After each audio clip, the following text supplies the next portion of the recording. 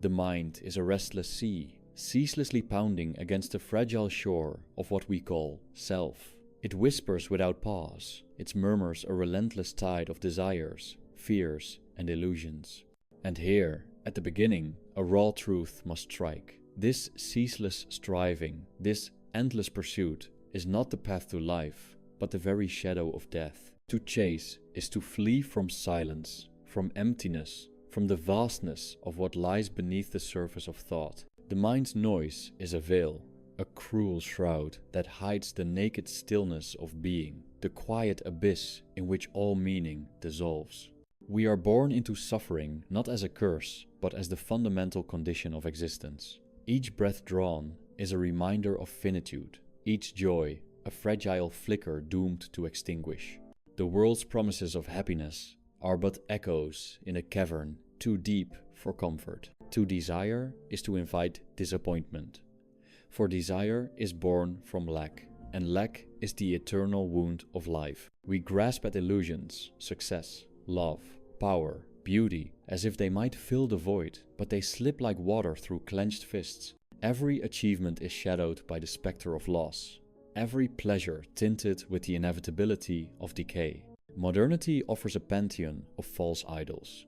Progress, consumption, connection through screens and hollow words.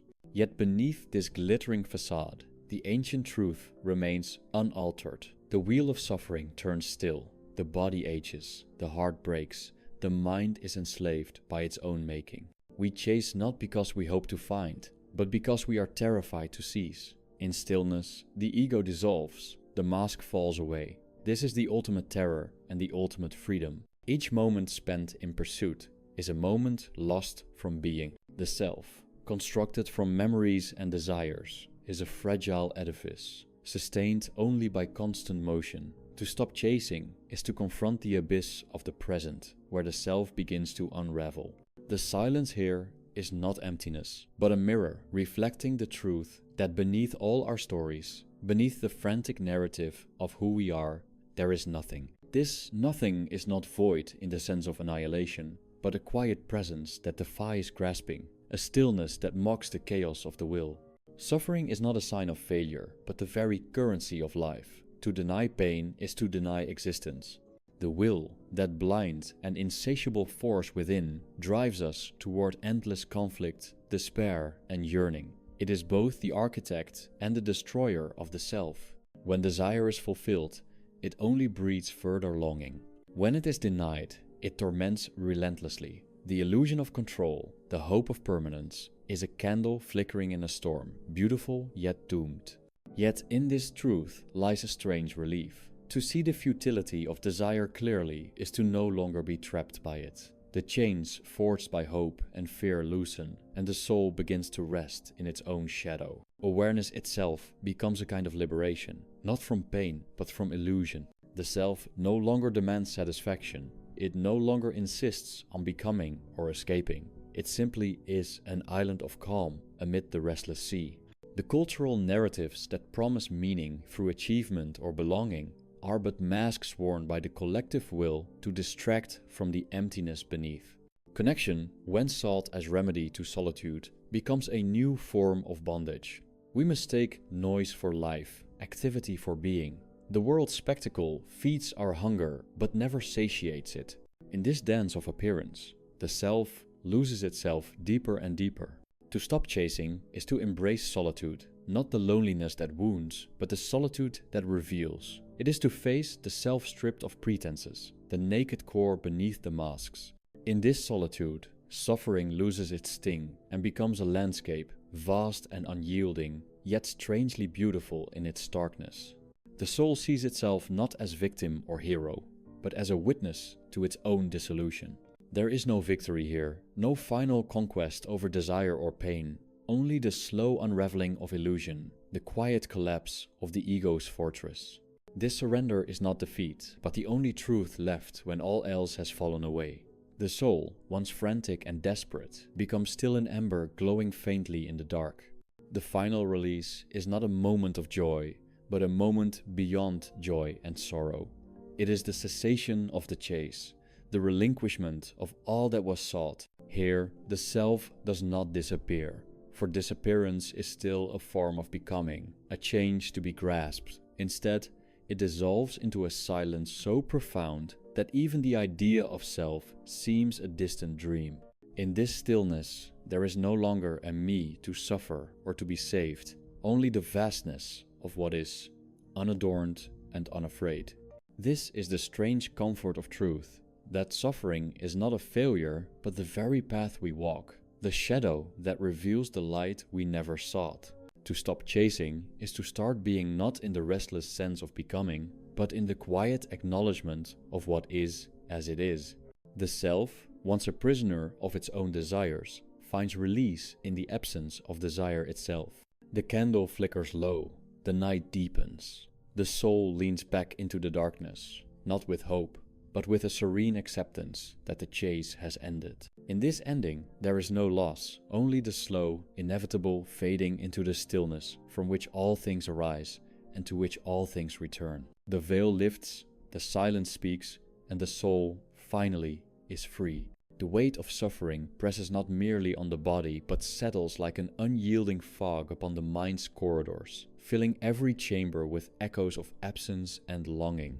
It is not merely an event to endure, but the very fabric from which the self is woven, a tapestry threaded with pain and shadow, each strand a whisper of the will's insatiable hunger. To suffer is to be human. To suffer without illusion is to confront the abyss within, the silent scream that no word can capture. This scream is not madness, but clarity, the raw unveiling of what the will demands, yet cannot find.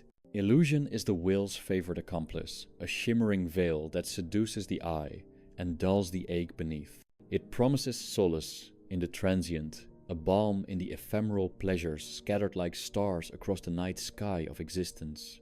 But these lights are false guides, each one flickering and fading, pulling us further from the stillness where truth resides.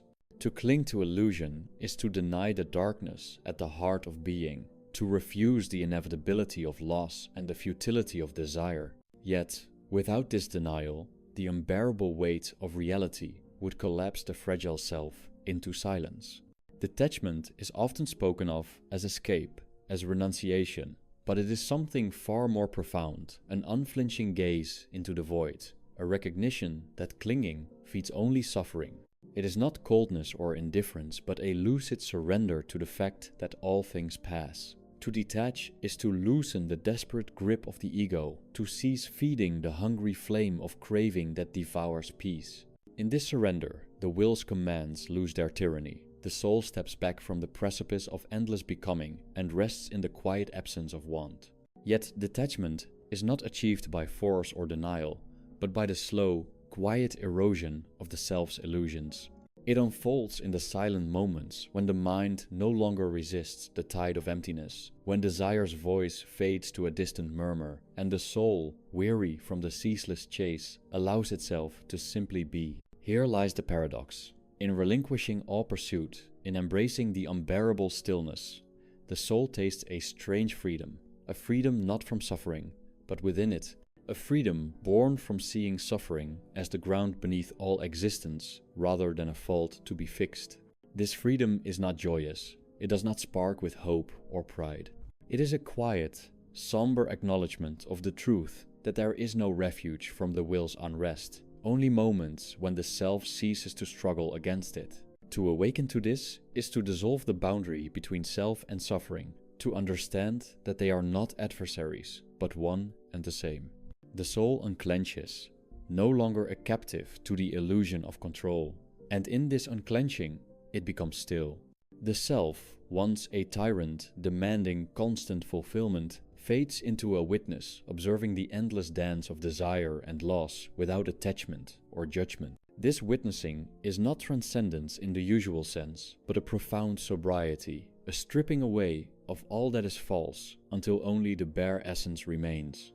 It is the soul's slow exhalation, after a breath held too long, the dimming of a light that no longer needs to burn bright to affirm its existence.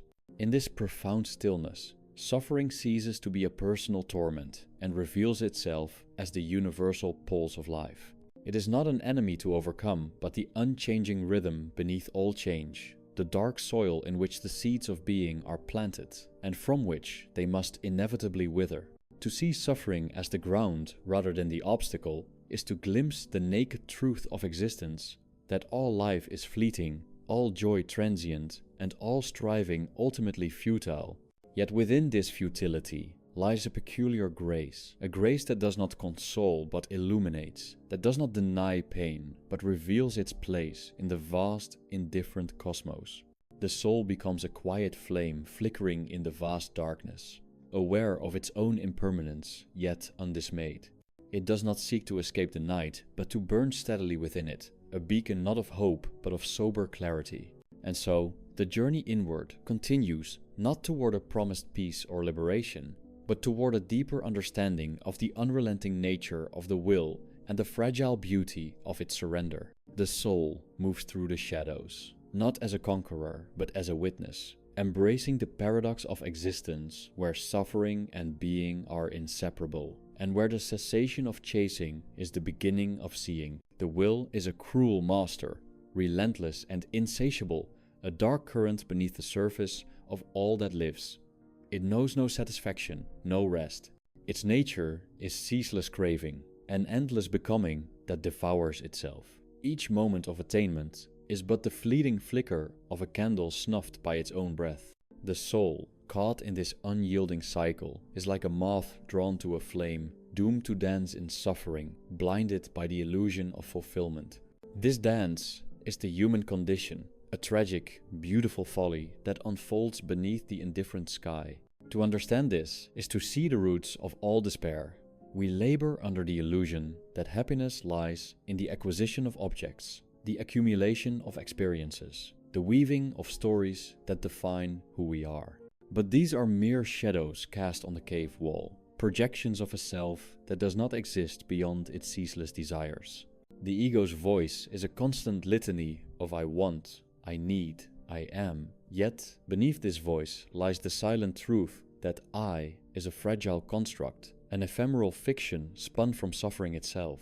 This fiction crumbles when confronted by honest awareness. The moment one sees the vanity of the chase, the hollow nature of the prize, the soul recoils not in despair, but in a strange kind of liberation. To acknowledge that all striving is vanity is to step off the treadmill of illusion and meet the stillness beyond. This stillness is not empty, but full of the weight of what is unadorned by hope or fear.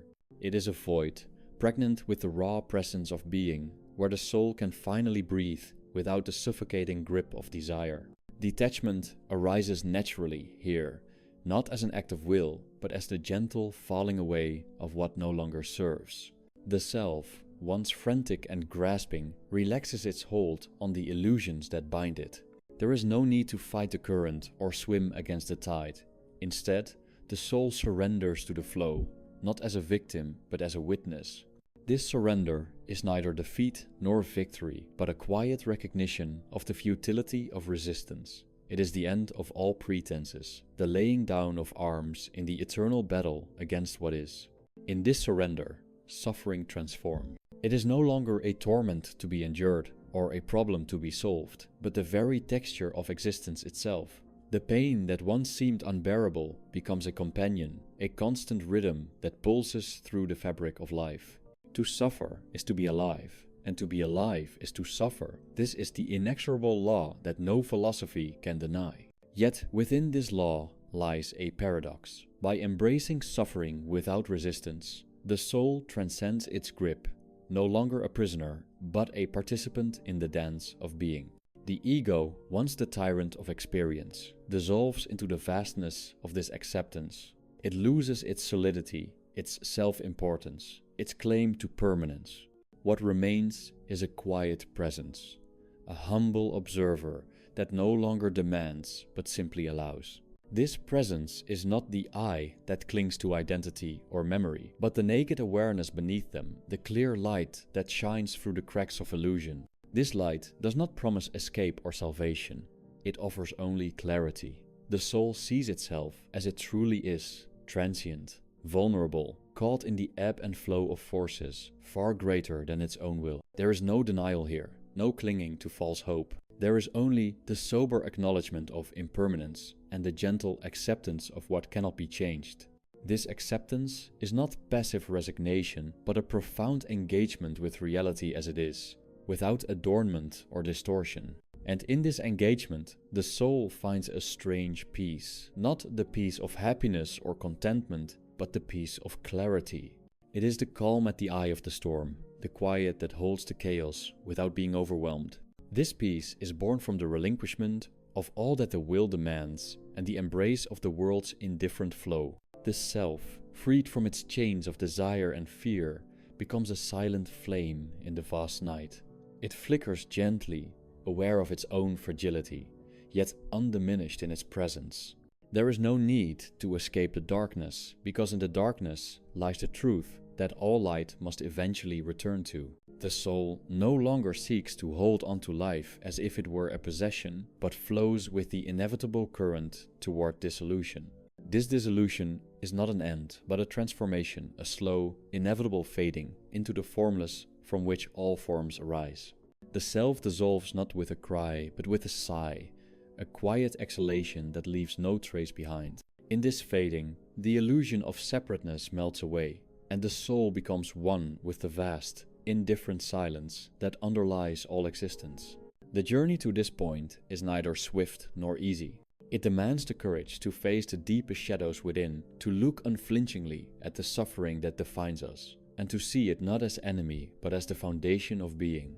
It calls for a willingness to relinquish all that we cling to, our desires, our identities, our illusions, and to stand naked before the abyss.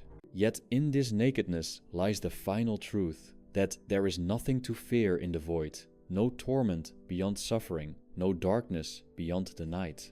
The soul, stripped of all pretenses, finds itself not lost, but finally home in the silence where chasing ends and being begins.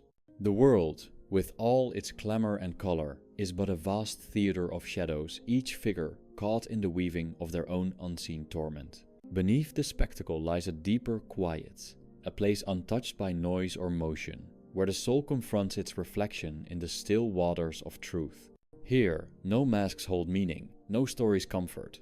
Only the bare bones of existence remain, stark and undeniable. It is in this stripping away that the soul meets the paradox of life, that beneath the chaos of becoming lies a profound unity in suffering, a shared thread that binds all beings in silent communion.